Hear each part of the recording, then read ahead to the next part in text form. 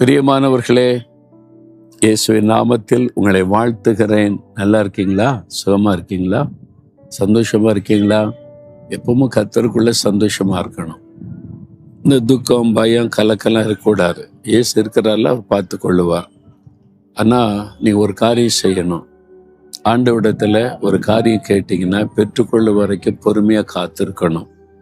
ஆண்டவர் சொல்றாரு, ஒரு வசனம் பாருங்க, 37 சங்கீதம் 7 வசனத்துல, கர்த்தரை நோக்கி அமர்ந்து அவருக்கு காத்திரு.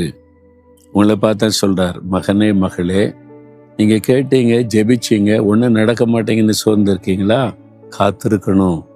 ஏற்ற வேளையில அந்த காரியத்தில் அற்புதம் நடக்கும். இல்லை ஆண்டவரின் ஜெபத்தை கேட்கல அப்படி சொல்லாதங்க, ஜெபத்தை கேட்டார், ஏற்ற வேலைக்காக காத்திருக்கிறார். நீங்க பொறுமையோடு காத்திருந்து அதை பெற்றுக்கொள்ளணும். கர்த்தருக்கு காத்திருப்பது.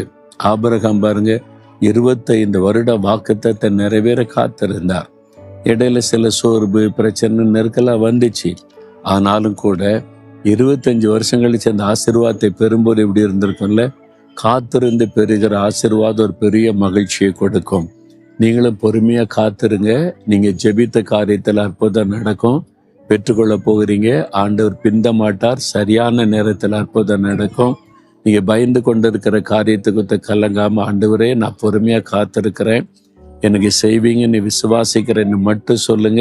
சீக்கிரத்தில் அற்புதம் நடக்கும். தகப்பனே, உமக்கு இந்த பிள்ளைகள் காத்திருக்கிறாங்க, பொறுமையா காத்திருக்கிறாங்க, ஜெபித்து காத்திருக்கிறாங்க. இந்த மகனுக்கு மகளுக்கு கட்டாயம் ஜெபித்த காரியத்தில் அற்புதம் செய்த மகிழ பண்ணுங்க. இன்றைக்கு அந்த அற்புதத்தை செய்யுங்க. இயேசுவின் நாமத்தில் ஜெபிக்கிறேன். ஆமேன்.